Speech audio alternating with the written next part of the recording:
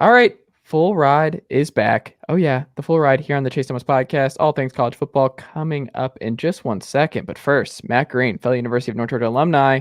We have to talk about our attire. Like, if there was ever any confusion as to where you and I stand, where you and I are from, I think just there on your side of Georgia Brave stuff, you're wearing a Braves hoodie that I actually own, and then I got the Mississippi Braves hat on right See, I now. feel like you called me out for only owning like 2 hoodies, so I had to bust out the World Series gear this week.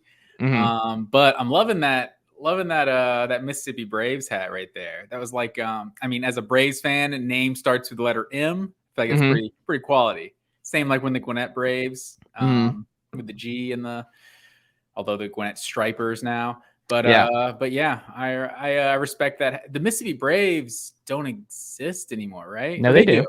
The Richmond is what went to Gwinnett, right? Correct. Okay. Yeah.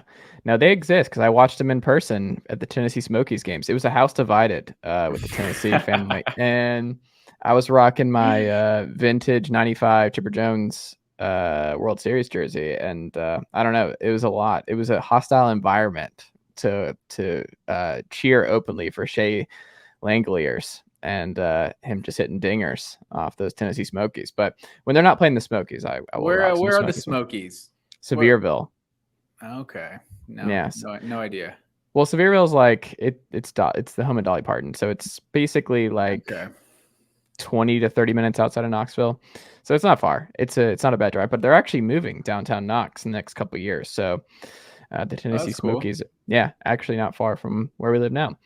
But yeah, there is your minor league update, because we're only doing minor league stuff on this podcast because Major League Baseball. The last minor league baseball thing I'll say. Did you know that minor league teams change affiliates throughout the years?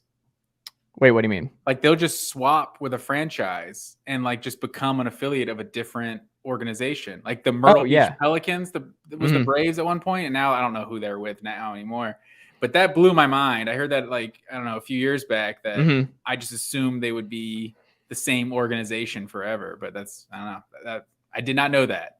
Yeah, no, I know that because like NHL does the same thing. So like the Gladiators have been multiple people's affiliates. So right now, and I think for the last couple of years, they've been the Bruins. Shout out to Atlanta Gladiators, Atlanta's one true hockey team. But I want to say they were the Coyotes before. I honestly didn't even know they were affiliated with the NHL. I thought they were just a minor league hockey. I didn't even know that.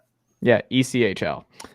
Those games are fun, man. I've been to a lot of Atlanta Gladiators games back in the day, and a lot of Gwinnett Stripers games too. Yeah. Are they Atlanta Gladiators? Yeah, they became Gladiators. So they used to be the Gwinnett. It's funny you ask. Okay.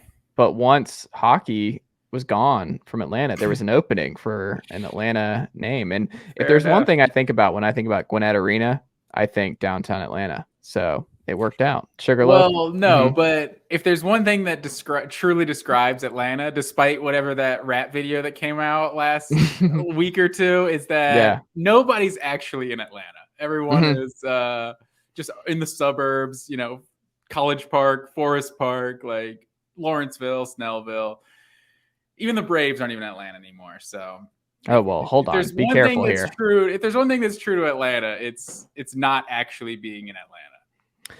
And it's just funny. I wonder if other states are like this, where people fight, or other cities are like this, where people really have so much hostility and will fight about where somebody's from and take it so personally based on what part of Atlanta you identify with. It's like, I wonder if people in San Francisco have like this same kind of argument about like, no, you're not actually San Francisco. You're somewhere else. I don't even know. I don't know their geography enough. But I'm sure, right. I'm sure plenty of cities have that kind of thing, but I think Atlanta is like one of the biggest suburban areas. Like I think Atlanta as a city is like 30th or 40th biggest city in the country, but the metro Atlanta market is like the 10th biggest market in the country. So it's like a very, very different numbers, but I don't think that's what everyone tuned into the podcast for. A little Atlanta geography, minor league baseball. We hit everything.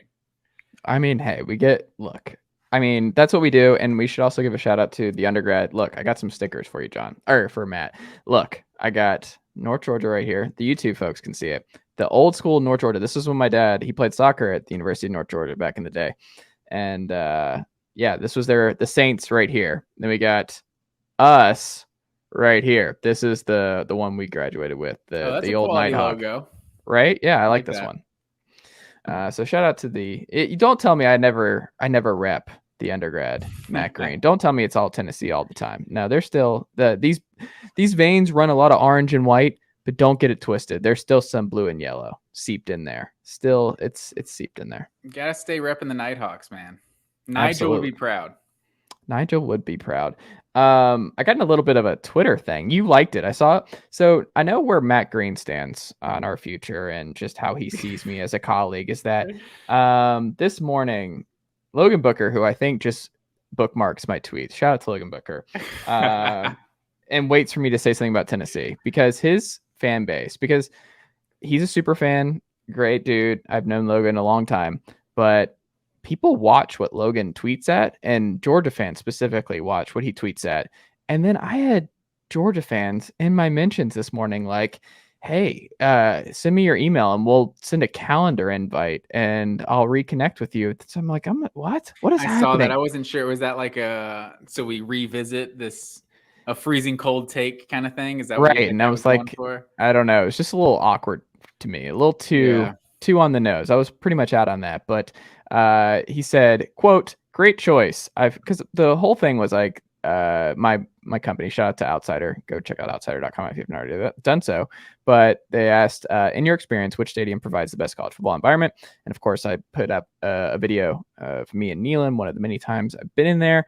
But yeah, Nealon, I mean, even if I wasn't a Tennessee student and also just a Tennessee guy, I would still probably pick them. Like I've been at Samford, I've been in a lot of different places, like still number one for me. But either way, he did not take any, he did not hold back any punches here because he put, quote, great choice. I've thoroughly enjoyed watching my team win 5 of the last 6 trips there. Too bad Nick Chubb blew out his knee on the first snap of the only loss. He was pretty good. And I was looking at the likes, and one of the likes, 9 different Georgia fans jumped in on this. And one of them was a Matt_W_Green. Explain yourself, sir. What is this? Are you siding with the other folks who are trying to dunk on me just because I'm enjoying my Vols? First, did I not like your tweet? Which one? Of the Tennessee, just your Tennessee, I don't know, your stadium, whatever you posted. Oh, okay. I'm not sure if I did or not, but you did not. You just did a loud Hulk Hogan thing. I did. I thought that was a good response. I felt like that was as good as I agree. I've been to Tennessee, and I feel like just the stadium alone, it's just a very cool stadium. It's just a huge, 100,000 plus seat stadium. It's a coliseum. Like it's just a different thing. Yeah, that's a good description. It's not necessarily built. Not every stadium is kind of in that coliseum kind of shape. Like Georgia's got some open ends. Like Florida, as cool as Florida is, because Florida's got the real steep sides. It's not. It doesn't look like a coliseum. But I would just Logan Booker, shouting out the 5 of the last 6 wins in Neyland, and I thought, that is something I like. So I will like that. But see, Georgia was not involved in any of this. I wasn't even taking any shots at Georgia. I was just minding my own business, emphasizing the greatness that is Neyland Stadium and the game day experience. And then there's Georgia fans popping out of nowhere. The insecurity. You just won the title. What are we doing here? Why are you guys freaking out about Tennessee fans just being excited? Because I tweeted out the article that we'll talk about in a little bit. Tennessee, there's a lot of optimism right now. Things are looking up. The Vols are looking good. Look, I mean, Max or Zeus is super excited about this take. But yeah, I was just out here minding my own business, Matt Green, and this pops up. And then I was like, I shared out this great piece, totally not biased in my perspective on why I like this piece on Saturday Down South about why Tennessee is the next elite SEC East team. And he said, quote, Jim Jones convinced thousands of people to drink Kool-Aid they knew would kill them. Same type of vibes coming from this article. What's happening? I didn't like that comment. I don't believe I liked that tweet because I was like, you did not. I'm not sure what he's talking about there. Like we're going now to suicide? Like what are we doing here? I wasn't necessarily sure what that article was going for. Like, is it just that Tennessee is going to be like the next really good program coming out of the East, or like they're going to have their turn of dominance? Like, I don't think we're going to recruit well enough for that turn. I don't think that's going to be a possibility. That would I mean, obviously I would love that, but I don't think that's in the realm of possibility. It's more of like locking up the tier 2. I saw today, like I almost fell over ESPN's top 25 today that had South Carolina and Kentucky in there, and Tennessee was not in there. I almost fell over. That hurt my soul. You're gonna have to get used to this Spencer Rattler thing, because that's what it is. So much of like people like Shane Beamer and everything, and like they had a breakthrough season, but it's Spencer Rattler. I feel like people just thinking like he's adding like 3 wins to their schedule, and I'm just he's gonna make a difference. Their passing game is gonna be better than it was in 2021, but like this is still South Carolina, and I'm not sure how many wins are on that schedule. Like they're going to be a quality team, I think, in 2022. But yeah, I'm afraid you're just going to have to understand that the preseason hype machine that's going to be all over Rattler. I don't like it, but it's also like we just saw S&P Plus, great stat from Bill Connolly, has Tennessee at number 9, an ESPN stat now, and then we have them nowhere to be found in the top 25. We're putting Kentucky, like Tennessee. All right, let me check my notes here. Give me 1 second, Matt Green. Let me dot some I's. Dun, dun, dun. That's right. We won both of those games last year. 2-0 against Kentucky and South Carolina. That alone doesn't necessarily mean that they're going to be better in 2022. I do think Tennessee is going to be better than Kentucky and South Carolina in 2022. But, preseason hype, it is what it is. I'm surprised. Tennessee seems like if you're going to hype up, like this is kind of what we do in the off season, we revert back to the brands, and you're like, oh, Texas, I know they weren't good last year, but I could see Texas being good. Like, oh, well, hold on. LSU wasn't good last year, but I could see LSU being good. Like, so we just kind of have these biases, and Tennessee seems to fit that more than Kentucky or South Carolina. Like if Tennessee in 2 years is competing for the East and like potentially getting if you're talking about the next team to actually make the SEC championship, like it's not even close. Like there's no chance I'm picking Kentucky or South Carolina to make the SEC championship before Tennessee. Granted, I don't know if I'm picking Tennessee to win the East in the next year, 2 years. Florida just did it. Florida had an unreal offense. They had Tennessee could do the kind of season that Florida just had 2 years ago. Like that is absolutely on the table. They could, but Florida just consistently, like Florida was not down as long as Tennessee has been down. Jim McElwain, for whatever you want to call his tenure at Florida, they won the East both of his first 2 years. So just what are we going on now? 15 years since Tennessee's been to the SEC championship. Like Florida's probably got five SEC championship appearances since then, 1 SEC title. So it's just been a while for Tennessee, but I think they're right back in there. So if the conversation was who's the next SEC East team to make the SEC championship, not named Georgia, you could convince me either way of Florida and Tennessee. I would probably pick Tennessee right now, but if Georgia is just running the East for another 2 or 3 years, and that kind of buys Florida some time to catch up to Tennessee, I could see Florida doing it first too. So I also think if you ask Kirby, like if you gave him some true serum, and I'll get Kirby on the podcast at some point. He's a big fan of the Chase Thomas podcast. I'll get him on. And if I do, like if I asked him point blank and he answered honestly, like who in the SEC East scares you the most in 2022? For just a 1 game, any given Saturday type situation, who actually scares you the most? I guarantee he would say Heupel. Guaranteed. I guarantee you what he saw in the first half last year. He's like, well, they did that 3 quarters against Alabama. They did that to us. Like, we're not going to have the same defense we did a year ago. Like, there's a scenario where, like, if we play that game 10 times, like, Tennessee could win 2 of those times, 3 of those times. Like, there are scenarios where that's a possibility. I don't think he feels that way about anyone else in the East right now. I don't think he is losing sleep at all about any of these teams right now, but I also don't think he's fearful whatsoever of Spencer Rattler in South Carolina. Definitely not Kentucky. Like he could just sit out the Kentucky week and they could still beat Kentucky. Obviously, that was not one of the closer games Georgia had in 2021. Was Kentucky. It's not happening again. I don't know if you've seen who's under center and just the state of Mizzou. It's not happening. And then you look at Florida. It's a rebuild. Like Billy Napier is doing a long-term rebuild here. They're not coming anytime soon. So it's really just Tennessee, and it's like that offense. If Hendon Hooker is a Heisman type guy. And we're going to get somebody else. So something else to monitor, folks, is that Tennessee, because they did not get Isaiah Nair, who was committed and he was going to come at the last minute and then pivoted to Texas. They're adding somebody else in the portal. So after spring practice, they're going to get another big name. I don't know who it's going to be officially yet, but they're getting another big name.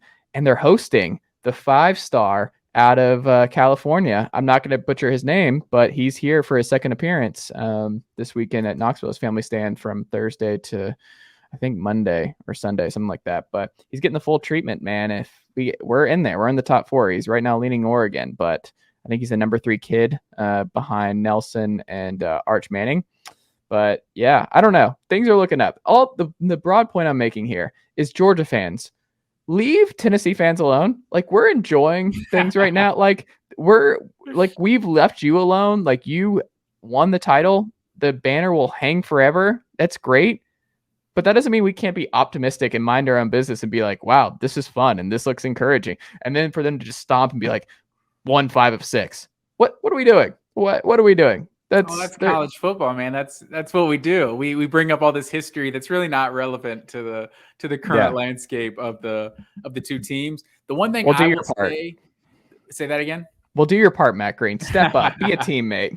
The one thing I will say about your comment, like, I would agree, Tennessee is the most dangerous team from the SEC East on Georgia's schedule, but Tennessee plays Georgia in Athens and plays South Carolina in Columbia. So that could be the one thing that, South Carolina, that atmosphere, it gets pumping. Matt Green, no, stop this right now. No, we're winning by 2-3 scores in Columbia this year. Like 2 to 3 scores. I'm talking about Georgia plays Tennessee in Athens and plays South Carolina in Columbia. So just from Georgia's perspective. But yeah, I definitely think Tennessee is the number 1 contender, I guess, if you will, in the East.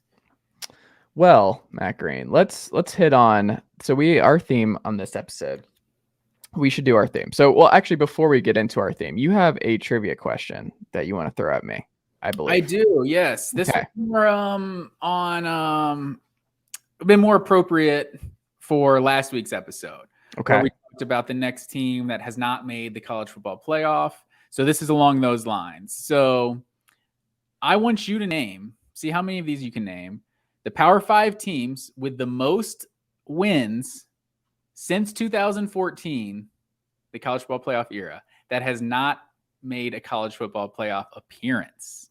Wisconsin is number 1. Do you want to name the whole list? Do you want me to go down the list? Do you see how many you can name? That was I knew. I was like, oh, here. Let me look this. I believe it's line me up. 75 wins for Wisconsin. The most of any team that hasn't made the playoff. Who else you got? So how many other teams am I trying to name? There's 7, 2 teams tied for 6th. Penn State. That is correct. Penn State is 5th on the list. 67 wins. Okay. Hold on. I'm thinking. I'm looking at teams. Hold on. I'm thinking. TikTok. I'm thinking. Hold on. I'm thinking. Still thinking. It's dead air. I know. Reynolds impression. That was good. I'm still thinking. Hold on. Give me BYU. Power 5. Oh, you said Power 5. Okay. So Cincinnati and BYU. I haven't even looked at their numbers. They might Iowa once they're Iowa's number 3. 70 wins. Got anything? How many more? How many more do I need? You got 4 more. 4 more. Oh my goodness. There's 2 teams tied for 6th.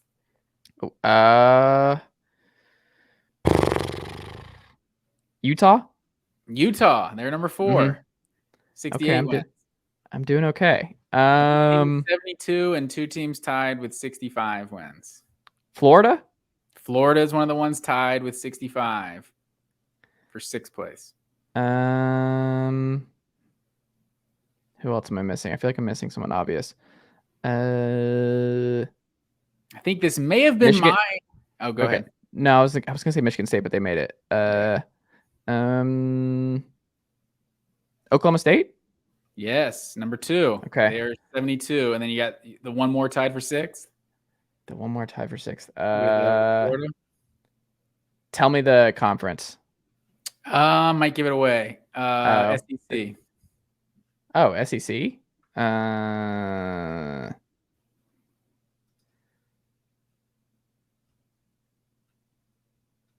Kentucky? Incorrect. No, hold on. If it's not I'm just Kentucky, gonna, then it has. I'm just No, gonna hold tell on. I said A&M. It has to you. No, be. you didn't say A&M. I thought I That's did it. say A&M. We can go. You may have. I Uh, didn't hear you, but yeah, I don't think oh, I you thought I said it. I thought that was one of the first ones I said. I checked them out of my box. I thought I said yeah, A&M. they were Okay. at type of 6. So you Okay. pretty much killed that. That was well done, sir. BYU, yeah, they weren't Power 5, so I won't count that one against you. I think you got basically the 7 in like 8 guesses. So There you go. I did give you a hint there at the end, but Well, I thought I said A&M, to be fair. Like, I don't know. Like, I just checked it. I thought I said A&M. That was my mistake. I thought they were the first ones I said. Well, there you go. That was there's good. your That was there's your trivia question for the week. I like it. I'm awake now. I'm wide awake. No, that's good. I like that. And it's also just like I don't think any of those programs are going anywhere, right? Like when we go down that list, those groups, like we're just I think they're all gonna get their crack at I don't know. Out of that list, who do you think's most likely next? Who do you think? Because I think Yeah, because I think when we talked about it last week, I said mhm. USC I thought would be the next team to make their first playoff appearance. But from that list, who do you But from think? this list, I'm going Oklahoma State. Like Interesting. Wisconsin, I'm like going A&M. Wisconsin's really good, but there just seems to be something holding Wisconsin back. Like I don't believe in them, Wisconsin or Iowa, like beating whoever comes out of the Big Ten East, basically. That's always what it comes down to, and it's usually Ohio State. Yeah, I'm gonna say A&M there, but you could sell me on a bunch of different ones. Well, we're gonna do our 5 teams who make the leap in 2022, Matt Green, based on what happened in 2021, and we just see as the biggest jump potential. I have my 5, you have your 5. I think we just go back and forth. I think there's gonna be some crossover, and I did mine in order of who I think is gonna make the biggest leap and from biggest to smallest of the 5. So I'll start off with my number 5, and then you can tell me if this team made your list. You All ready? right. Hit me. Penn State is my number 5. Penn State did not make my list. That's a pretty good one though. I think quarterback play still kind of worries me, and just at the end of the day, like as terms of where they are as a program, like they're right there, ready to take a step. But in order for them to take a huge leap, they got to get by Ohio State, and most years I don't really see that happening. I especially in 2022 do not see that happening. I think Ohio State's just got so much firepower. I don't know how much better Penn State can necessarily be. Like what were they? 9-3? Oh, they were 7-6 last year. So Yeah. they could be a 9-10 win team for sure. That'd be a nice little upgrade. But it's gonna be tough in that Big Ten East. Well, that's why I had them like 7-6. I think people are like overreacted to their season last year, so that's why I have them as a leap team. Is that like I think people went too far the other way, and I agree with you on the Ohio State point, which is that like they're not a 7-5 program. They're somewhere in that 9-10 range. So I think they're going to bounce back. Mike Yurcich is back, so they get some continuity there at the OC spot. They didn't lose both their defensive coordinators, which is important. But yeah, so Poindexter is still there. I'm curious because he was in the running for that UVA job before it went to Elliott, but losing Noah Cain's going to hurt. Him going LSU bound's going to hurt. But Sean Clifford, like what we've seen too is these veteran quarterbacks win, and it's nice to have a veteran quarterback like Sean Clifford if he could stay upright. And you've got this 5-star kid coming in behind him. So if worst case scenario doesn't work out, you got some talent behind him. But I don't know. I'm pretty optimistic that Franklin, the dude, just wins a lot of football games. He's one of the top 10 coaches in this league, and I think he's gonna bounce back. I think people went way too far the other way with Penn State, and I think people are gonna be like, "Oh, Penn State 8-2 or 9-2 at November," and they're like, "Penn State, they're good," or even just one loss in November. I think Penn State, they beat Auburn this year. I think they're just a team that's probably like, hey, oh, right, this is a lot better of a team, and they just had the season from hell last year. Like, I don't think they're going to be in the playoff, but I also think they're going to be one of those teams. They had the season from hell in 2020, though, also. True. So it's not necessarily a guaranteed bounce back. I do think it's a good year to get at Auburn if you're going to get it, but I wouldn't pencil that down as an automatic win either. Yeah. Well, either way, that's my number 5. So they're not on my list. Who is your number 5, Matt Green? My number 5, and just looking at strictly win-loss totals, maybe not the best selection. Yours is the 7-6. Penn State's a little better, but I went Wisconsin at 9-4, just because I don't know what that Big Ten West is going to look like. And Wisconsin, fun fact for you, Wisconsin's finished unranked the last 2 years in a row. You got to go back to 2001 to 2003, the last time Wisconsin finished unranked multiple seasons in a row. They're just such a consistent program. I feel, and with what is in the Big Ten West right now, like, Minnesota had a good year. Like, are we buying Minnesota coming into 2022? Like Iowa, like, yeah, I was never going to be bad. They're kind of just like Wisconsin in that respect. But I think if Wisconsin gets some things figured out offensively, they were scoring more points at the end of the season. I'm not necessarily sure they actually figured things out offensively, but I feel like they got off to a bad start. So I could see Wisconsin being a 10-2, maybe losing the Big Ten championship kind of season. Like I think they'll have a bounce back. I definitely think they're going to win the West next year. I don't love that Graham Mertz is back like that. They really dipped their toes. Like the Caleb Williams factor would have been amazing. Like what this team would have looked like with Caleb Williams next year. I don't know. Like then we're just buying all the stock. They're on my list if they get Caleb Williams, but there's still questions there, but they figured out who they were. If you watch those games late in the year last year, they went back to like, oh, right, we're supposed to run the ball 37 times and just bury teams that way. Like Wisconsin was not meant to rally around a young superstar quarterback in Graham Mertz. They forgot who they were. It's Jim Sorgi U. It's Brooks Bollinger U. Let's get back to the bread and butter. Yeah, and that's who we are. So yeah, that's a good pick. I think they're going to bounce back, and I would also lean that they would be my Big Ten West early favorites in the Big Ten. They play basically nobody at a conference. Like it's Illinois State, New Mexico State, Washington State. I mean, Washington State wasn't bad last year, but we'll see. They'll be all right. I think Wisconsin should be able to handle them. At home. My number 4, Texas A&M. Are they on your list? A&M is not on my list. Oh. You're not an A&M guy at all. I'm not an A&M guy. I don't know what it is. Like, obviously, like they're building a legit program out there. Like we've seen how they've recruited and everything, but they still went 8-4 last year. Like, there's how many 8-win seasons is this team gonna have, and then be preseason top 10, top 15? Like, it seems like that's what they are every single year. Granted, last year, you had the Haynes King thing. I think if Max Johnson comes in and he gives them some consistency, or if it's just Haynes King, if he's the guy, I think that really A&M they're definitely a candidate. Like I won't disagree with you there. I have such a hard time picking anybody to be that second best team in the West. It could be A&M, it could be Arkansas. It really remains to be seen. Is the Miami game a neutral site, or is that in College Station? Oh, that's a good question. I need to look that up. I can't tell because it's at Kyle Field. Okay, good. Okay.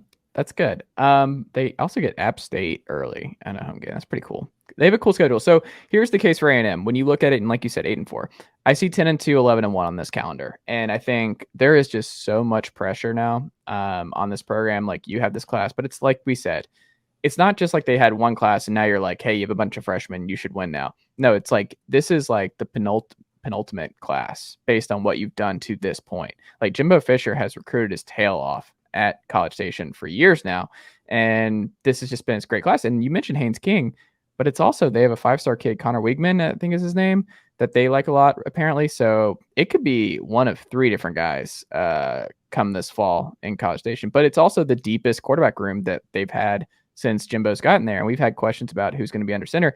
Zach Calzada was not the guy. And he had that one once in a moment type deal against Alabama. But I think you're in a good position if you have to pick between Haynes, Max Johnson, and the freshman Connor. Like that's a really good spot to be in. So what that tells me is this is going to, like, everything is set up for this to be the best Jimbo offense he's had since he's been in College Station. Like I'm all in on the defense. Like they're going to be fine. Like DJ Durkin's taking that over. They're going to be fine.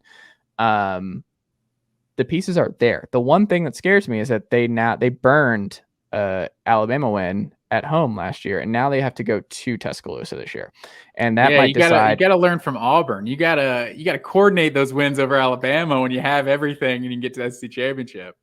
I'm dead serious. Like that's how you have to look at it. It's like you have to that Auburn is the kings of that, of just coordinating. Like we're beating Georgia, Alabama, and everyone we need to at this particular time, and that's it. Like we're And then making we're sure gonna we're be irrelevant for another 4 years. exactly. But you look at the schedule, they still get Arkansas at home, they get Ole Miss at home, they get Florida at home, and they get LSU at home. They have to go to Auburn. This is a good year to go to Auburn, and you go to Alabama, like I said. But I think A&M is going to be favored in every single game this season, except for the Alabama game. And if they go 11-1, and that might be a blessing in disguise if this team wins every game outside of the Alabama game, and Bama wins the West, is they avoid the SEC title game. And an 11-1 A&M team that their only loss is to the Crimson Tide, they're in the playoff. We just saw 2 SEC teams get in. It won't have to be a rematch type situation. I am like my gut tells me not an immediate rematch at least. Right.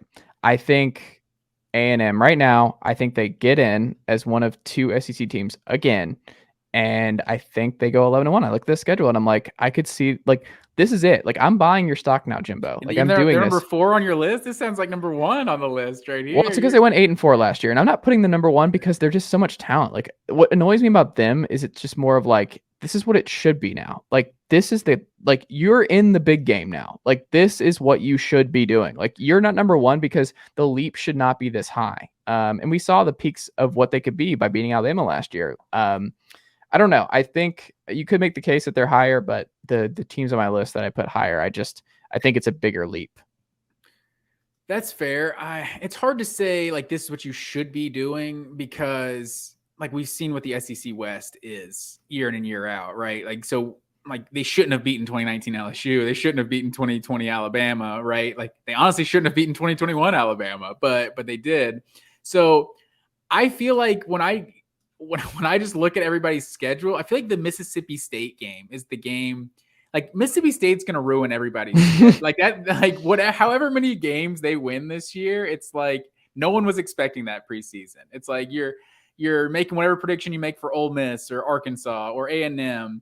You're penciling in Mississippi State every single time, and they're gonna beat somebody. They're a quality team, and they beat A&M last year. So I could definitely see the A&M taking that step, but are we going to be surprised if we're here next year and they had another 8-5 season, 9-4? Like I won't be surprised by that either.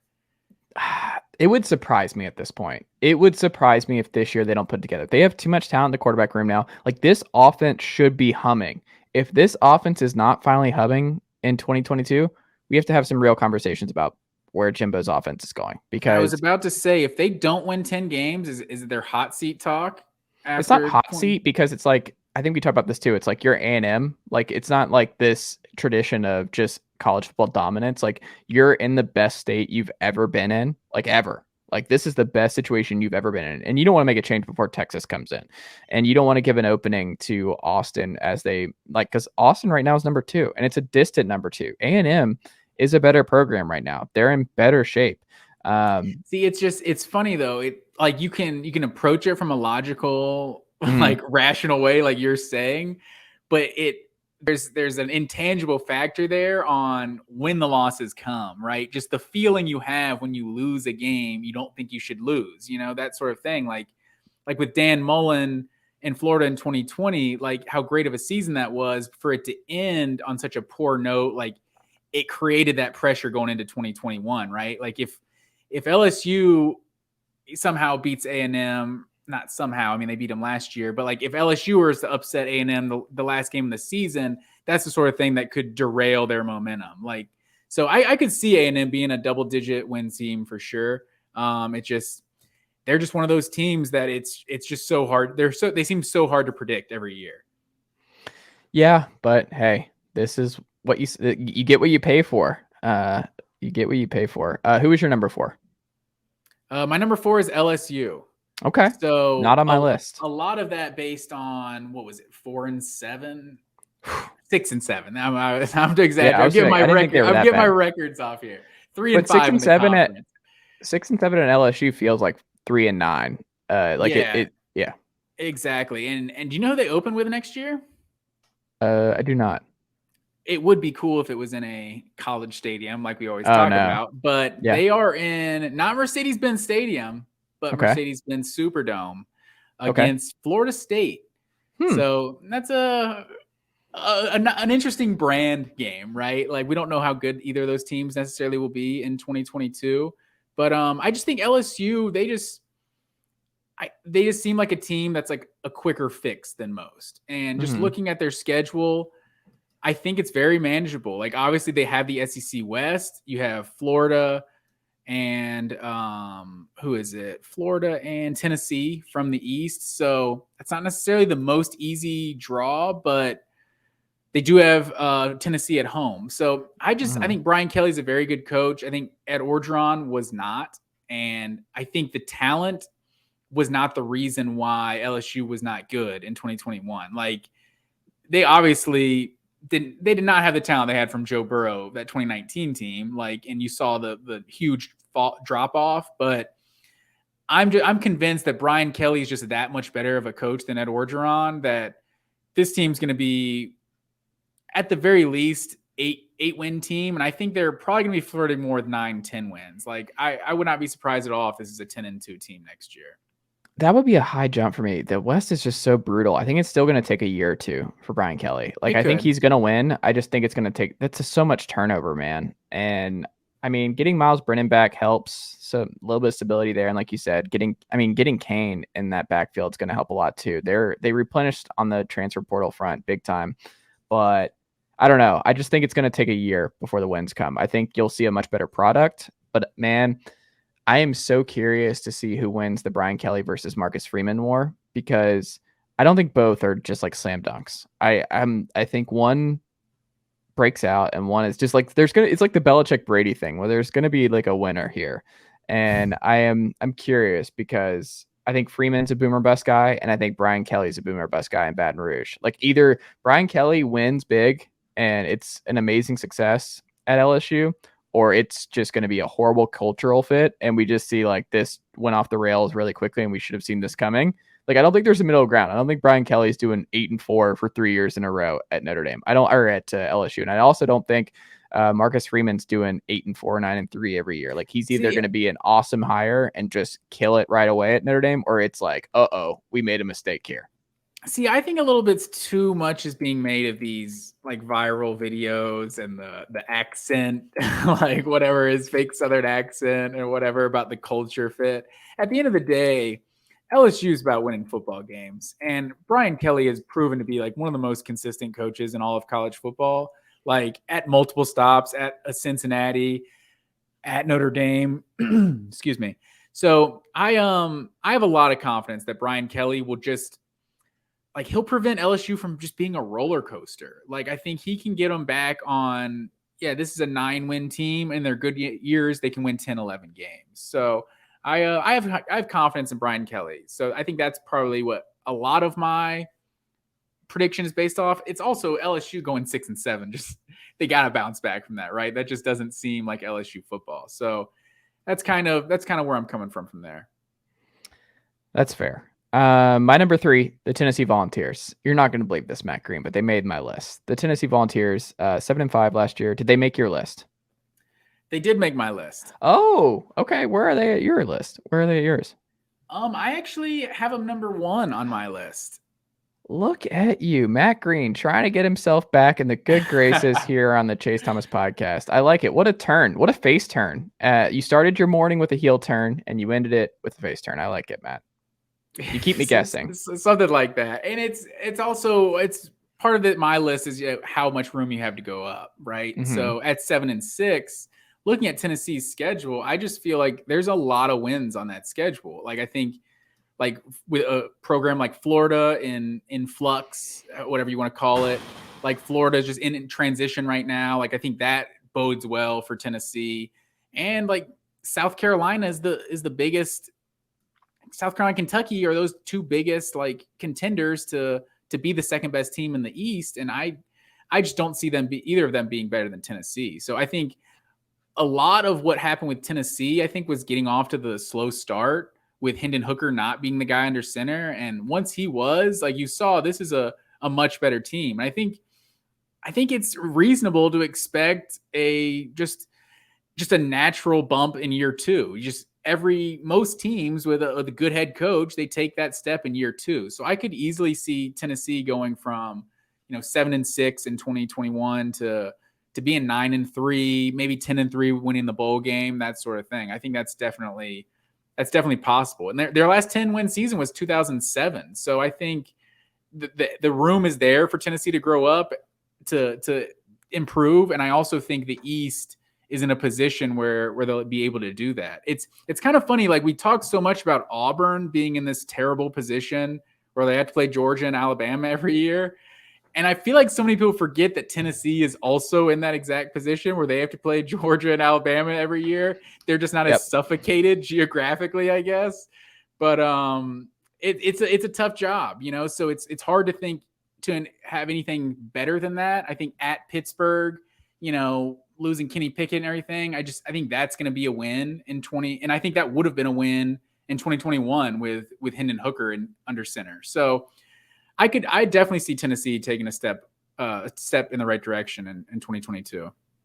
Well, Keaton Slovis is stepping in there, so that is something to consider. As Pitt did replace him with another potential star, so I'm not penciling that game in as a win. I think that's going to be a back and forth. It's going to be a fun game, folks. Just go ahead and mark that down in your calendar. Hooker versus Slovis and Pitt will be fun. But that's a big game. Like, that's a swing game between 8 and 9 wins on the season potentially. Florida is just the biggest wild card. Like, if you're going to beat Florida and get this monkey off your back, this is the freaking year to do it. It's in Neyland. I'll be in there. I'll be throwing up before the game, hyperventilating before this game. But if you're going to do it, man, this is it, because Florida will not be down for long. I'm a Napier buyer, and like, it's just, if you're going to do this, this is the year to do it. And you look at the rest of this calendar, like you said, Matt, like this, if you want LSU, this is the year you want LSU. The transition year at LSU too. Correct. Like, this is when you want to do it, when Brian Kelly's still getting a feel of things. Like, they replaced Army with Akron, so Joe Moorhead comes to town. But you get Kentucky at home, which is a big one. Like, they might be the biggest roadblock to finishing number 2 in the East. So they get them at home. That they lost the last home game to Kentucky 2 years ago with Jarrett Garantano, who got booed relentlessly in that game. That was a really horrific game that I don't ever want to go back and revisit. But and then you get like Mizzou, South Carolina, and Vanderbilt to end the season. You ended on a 3-game win streak, and you're really cooking with something. But I don't know. At Georgia, like, you get Bama at home. That doesn't matter. We're not beating Bama. So there's only one guaranteed loss. I would say there's a strong possibility we don't beat Georgia either. But crazier things have happened, man. Josh Dobbs went into Athens and won against those Georgia Bulldogs. Well, but that Tennessee team was also, they were like top 10. I think Georgia was like unranked or so. Hold on. Just to be clear, Tennessee, S&P Plus, number 9 going into the year. They are a top 10 team going into the year. So I think the whole point is, like, if Stetson Bennett, if that offensive line, like, you guys just like torpedoed Stetson's season. Like, you bring in Mr. Seals from North Carolina, and you're just like, Stetson, good luck, Sturls. Yeah. Good luck, my friend. Like, I don't know if you've watched Sam Howell take the beating he's taken in why am I saying Charlotte? And why am I blanking on where? Chapel Hill. Yeah. Yeah. It's Georgia fans should be worried. Like, we were texting back and forth about that, but I mean, Coley still happened, and no coach is perfect in the hiring process. And I don't know. It was a weird hire, man. And Georgia fans, I was reading some of their stuff, like, they were pretty concerned. But then there was a lot of people who were like, oh, it's fine. And you're someone who, I understand, you just won the title, and there is no reason not to trust Kirby Smart at this point. And I agree with that sentiment. But the door is open. Like, that is, like, the offensive line was okay last year. It wasn't elite as it usually is.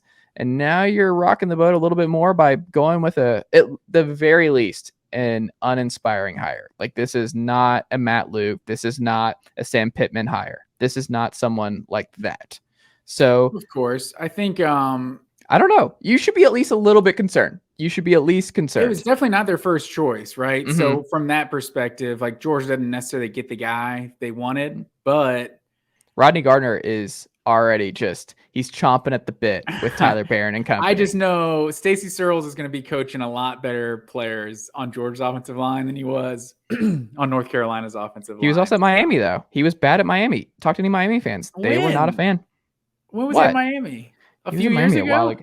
Yeah, he was at Miami before Miami's too. been bad for a while too. So Georgia's just got way better talent on that offensive line. Like, can he recruit? Like, that'll be, a whole nother thing, because Georgia clearly took a step in the right direction. Just a huge improvement of recruiting the offensive line once Kirby took over.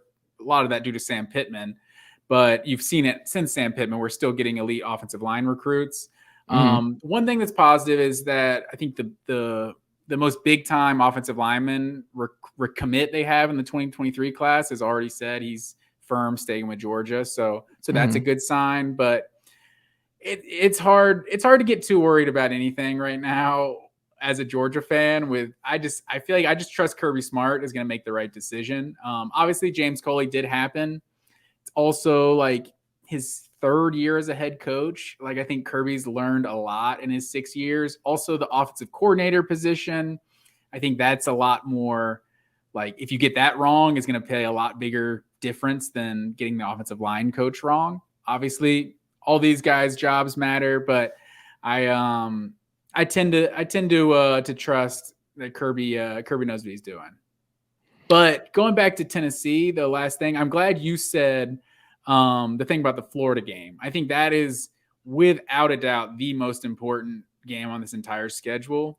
If they do not start the season 4-0, it's going to be hard to be like really confident about Josh Heupel and like the job he's doing. Like, you don't want to just put a 4-game sample size. Granted, 2 of those are cupcake games, but the at Pitt and Florida, like, this team's got to be 4-0. And what are they going to be ranked preseason? Probably 15, 17 or something. They're going to be probably top 20 preseason. So you start 4-0, and then you got LSU, you got a bye week before going at LSU. Like, you start potentially 5-0 before you play Alabama. Like, Tennessee's going to be in the top 10. So you need to see those small numbers next to your team on the scoreboard to just start to get confident, just start to get some enthusiasm that this program is going in the right direction. Like, not that any Tennessee fans don't think it's going in the right direction. I don't know if you listened to Josh Pate earlier this week on the SEC kind of, I don't know what he called it, State of the Union, or just kind of how checking the pulse of all the different teams. And it was kind of interesting. Like, after Brian Harsin, there's really no teams that have a coach even remotely close to a hot seat right now. Like, it seems like a lot of programs are very like satisfied with the current guy they have. I would say maybe Missouri. Is that probably Missouri, because they had a hot seat in any way. He just had like a top 15 recruiting class, Well, I mean, he's different standards too at Missouri. Well, different AD too. So they got a new AD after Drinkwitz was hired. So there's no connection there. So that's always something you circle, is like, is there a connection between the AD and the coach? And right now they don't have that. So I don't think he's in the hot seat, but it's not like the current administration is not tied to Eli Drinkwitz. If you're trying to come up with the coach that, I forget how his phrasing of it. It was a good phrasing to like just kind of how they're feeling about him. But if you're giving like just how confident you are in your head coach, like with Harsin obviously being in last place in the SEC there, like who's in 13th? Who's in second to last place there? Oh, Clark Lee. Throw Vanderbilt out. They don't Okay. even count. Yeah, that's probably a good call. But after 1 year, like you're. I mean, but it's still even Vanderbilt just had bad. Like the 30th ranked recruiting class this past year. Like, no, were they 30? No, they were up there. I promise you. So it was like a good recruit, but it's Vanderbilt, right? Like, you never know. They're going to accept him being bad for 5 years, and they're going to move on and hire their next head coach. But after that, I was struggling to find anyone who's like Mike Leach, Drinkwitz, like I don't know, like Mark Stoops and Sam Pittman are up there in like Saban and Kirby territory. Like those fan bases are completely content with the job those guys are doing. So it's interesting. There's just a lot of positivity around a lot of different programs. South Carolina and Tennessee are clearly happy about their current situation. some of these first year head coaches, you don't really know what you're going to get necessarily yet, but they were it's 32, an by the interesting way. time. 32. Okay. That's So wild. I didn't know. it's an interesting time right now. No, it's not. They're not winning games. I'm throwing this out. Sorry, not doing it. Sorry, Vanderbilt fans. Not sorry. I can't wait to beat you again this fall. Yeah, I don't know. That's an I want to think about that some more, but we'll see. I'll throw that question on another pod. Yeah. So Tennessee was my number 3. Who was your number 3, Matt Green? My number 3 is Miami. Oh, they're not on my list. I think Miami just they showed signs once Tyler Van Dyke took over last year. I thought they looked like a much better team. 7-5. Also, there's a lot of room to go up. So I'm probably not picking them today to beat Texas A&M, but just with the ACC schedule, it's a manageable schedule. So I like Miami to not take a huge step, but I could easily see them winning 9 and maybe even 10 games this year. I mean, the thing that helps them is that they're in the ACC, and the ACC is just asking for Miami to win games. I mean, like we saw, though, they have to go on the road at College Station. They have to just win. Like, they're a team that kind of like, we've seen this before in different ways where we've gotten excited. Like, even the early Mark Richt years, we were like, oh, they're competent. Like, Mark Richt is going to be. Year 2, they were ranked, were they number 2? Like, last game of the season before losing to Pittsburgh? I think that's right. And I think people forget that. It's like Miami's been close. Like, Richt actually was pretty successful early on. It just spiraled out of control really quick, but like, it was early success it was just something, hindsight's 2020, but like early on, it was going pretty well. Yeah, I think Rick was burnt out. Yeah. The recruiting stuff and everything. Yeah. But obviously the health issues and stuff he's obviously admitted to. Yeah. But I don't know. I mean, Van Dyke, I like a lot. He's a slinger, and I think he's going to be good for them, but I don't know. 10 wins. That's a lot for year 1 with Cristobal. And I'm also not super high on Cristobal. So that's one of the things too. I don't know. Like, I'm not as gung-ho as some people are about Cristobal, bringing the U back or whatever people say he's going to do. I just look at the schedule. This team went 7-6 last year. And it's like, this is a good schedule. At A&M is tough, but like in your first few games in the ACC, North Carolina, at Virginia Tech, Duke, at Virginia, like, you should win all of those games. The ACC is such a difficult conference to predict what's going to happen. But like, Florida State is at home. Clemson's on the road late. Like, that's obviously going to be the toughest game on the schedule. But I could see this team winning 9-10 games. Yeah, I could see it. Like, I'm looking at it. I love that they're playing Pitt to end the year. That might decide some stuff in the ACC. I love that that's the last game of the season. That could be fun. Go ahead and circle that one. My number 2, Texas. I think Texas, based on them having the season from hell last year, a lot of close games, a lot of close losses. They showed signs. Bijan Robinson's back.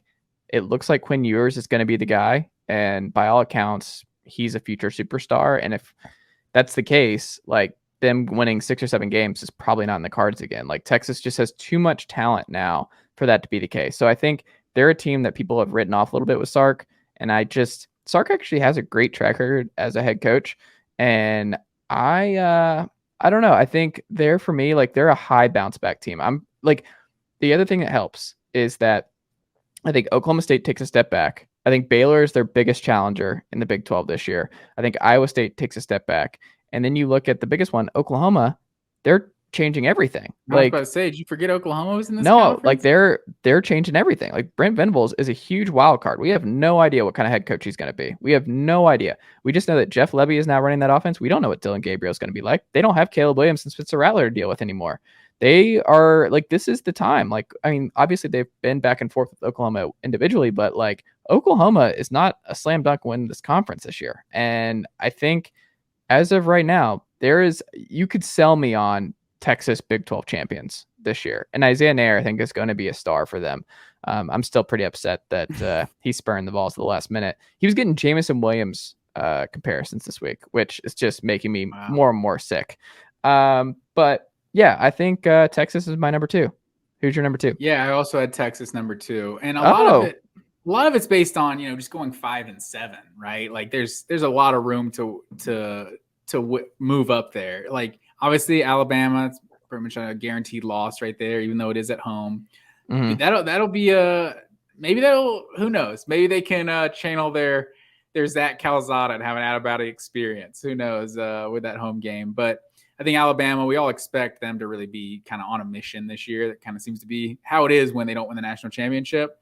But like you said, I don't know necessarily what to expect. How Oklahoma State and Baylor are going to follow up their really good seasons, and then Oklahoma, just a lot of question around Oklahoma. So I could easily see this being a 9-win team in the regular season, if not more. So, I mean, they get 9 wins. That's adding 4 wins to this schedule, and I could see them going 10-2. So it's tough in the Big 12. There just seems so many of these games always just seem to be so competitive. But they gotta have a decent amount of them at home. Like Baylor, I mean, I'm not really sure what to expect out of Iowa State this year.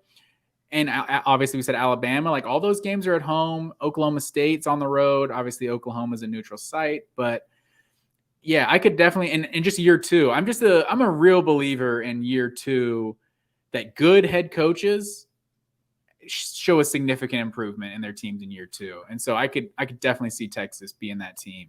And the Big 12 championship, that seems like a realistic possibility. You're not going to believe who my number 1 is, Matt Green. Are you sitting down? Who's that?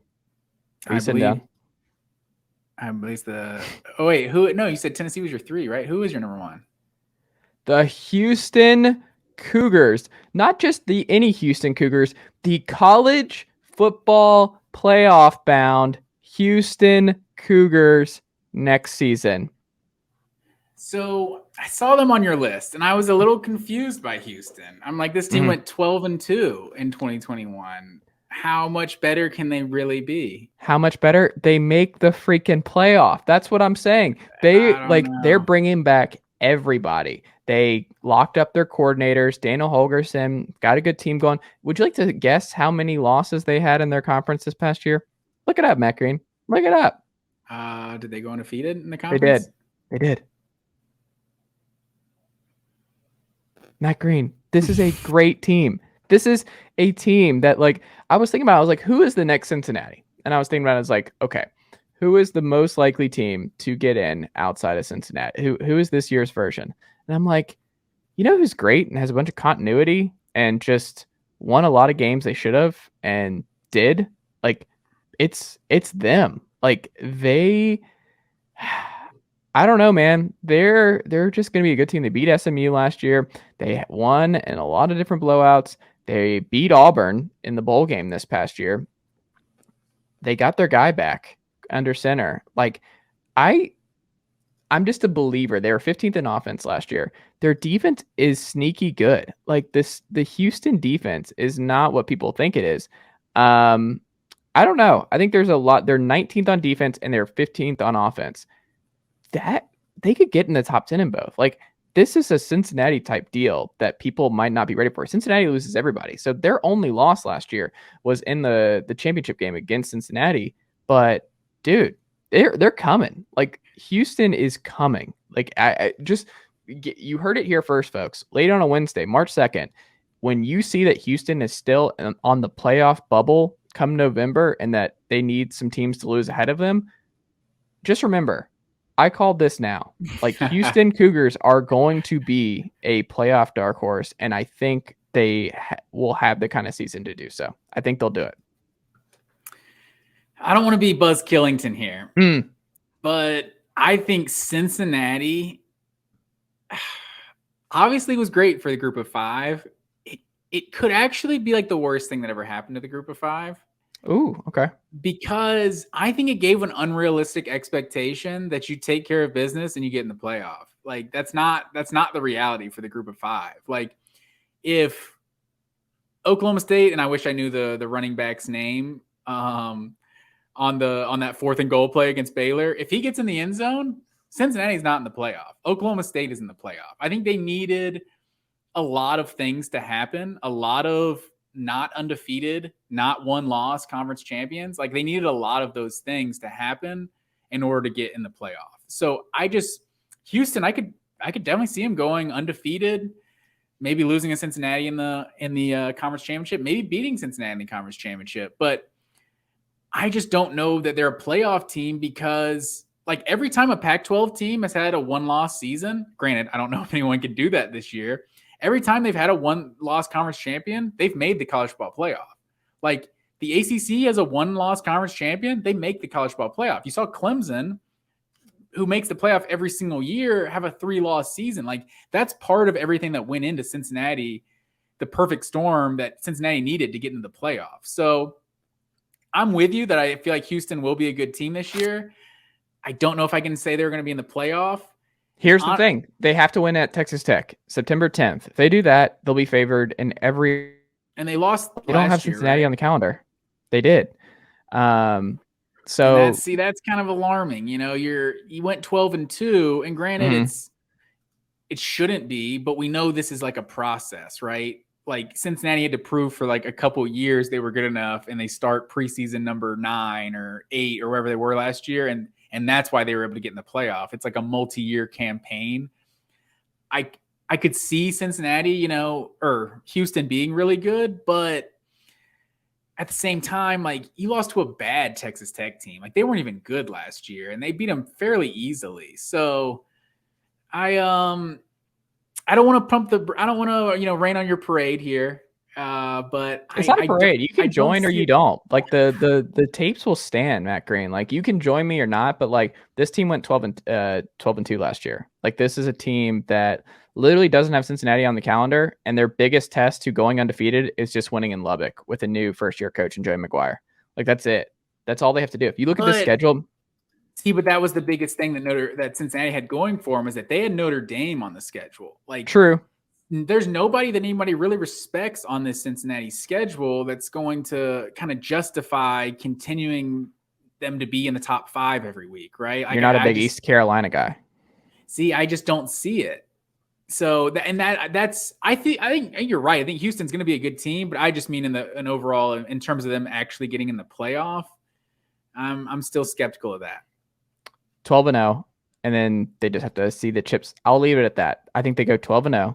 And I think they just put them in a situation where it's like, if the right teams lose and the right circumstances present themselves, they're going to be right there. And Cincinnati getting in may have opened the door for another undefeated team who wins the AAC to get in if some of the other Power 5 teams don't take care of business. That's what I'm saying. I'm just saying, Houston, mark it down. You will remember this, Matt Green. I'm a Houston believer. I think they're 12-0 this fall, and I think they're going to crash the party. But we'll see. Fair enough. I said a few weeks ago on the pod, I was a believer in Houston maybe potentially making some noise in the Big 12 and in future seasons. But so yeah, Tennessee was my 1, Texas was my 2, but my 3. Did we gloss over your 3? But well, because we were kind of going with we had the same teams, you know. But so my number 3, not the best way to run a show here, but was NC State. You know, they were a good team last year, so it's hard to see like too many more wins coming. But you look at this schedule, man, like they have it's the ACC for one, but like they were able to beat Clemson last year. Like they do have them on the road next year, but like you got East Carolina, Charleston Southern, UConn out of conference. Like nobody's tripping them up out of the conference. And I just think they've been a solid program several years in a row. And I think there's something to like, there's a chink in Clemson's armor, you know, like they were just an automatic college football playoff team there for 5-6 years in a row. And now they're not. So now I feel like the Atlantic? I never get the conference. We'll go with it. Yeah. Right? But I see them being a contender to actually win the Atlantic. Like, I think that's why Miami has a better, whatever division they're in. Miami's in the other one. I think Miami's got a more sure, I probably would rank Miami higher in NC State. Honestly, I'm looking back at this just because I feel like NC State's division is better. It's a more competitive division, but yeah, I've been impressed with NC State the last few years, and I could see them, you know, flirting with the top 10 this year. Maybe a 10-win, a 10-2 regular season, maybe getting the ACC championship. I could see it. NC State fans, like I think some ACC powerhouse schools are like, hey, this is unacceptable. Like Pitt and Wake, no more. Pitt and Wake ruined all the excuses for the Habs in the ACC, where it's like, no, we're never doing this again. Like, this is insanity that we had a Pitt Wake ACC title game. Dave Doran, like, it's cute, it's great, like, we love believing in you, but guess what? Pitt got in and freaking Wake Forest got in. What? You got to get in. Like, no more excuses. If Pitt can do it, if Wake Forest and freaking Wake Forest, the smallest school in FBS, can do it, you can do it. Let's make this happen. Like, I understand. Like, look, Sam Hartman, handsome guy. Like, the sports renaissance woman. We can never not mention it on this podcast. Good looking dude. But that's not enough of a reason for quarterback you, sneaky quarterback you, not to get an ACC title game. Like, now's the time. Clemson's down. Clemson might be over.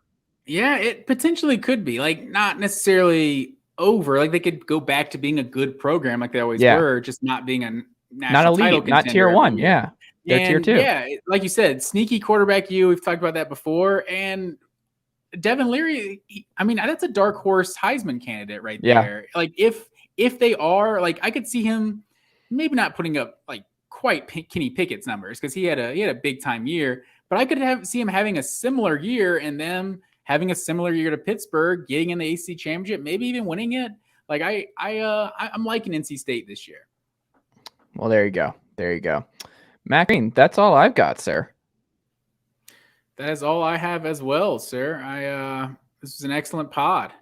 I like these themes. Do you have a theme idea for next week? What theme are you thinking? What can we do next week? Well, I've had that one teed up for you for a few weeks. Which one? NFL SEC comparisons. I think we need to dive into it. I don't know if you just want my list and then you comment, or if you want to have your own list and I have my own list. I think let's do your. I like the one list because we go back and forth. Sometimes it can get a little bit messy, but if you do your list, I can bounce off it. I can do it. Yeah, we should do that next week. We got the combine going on.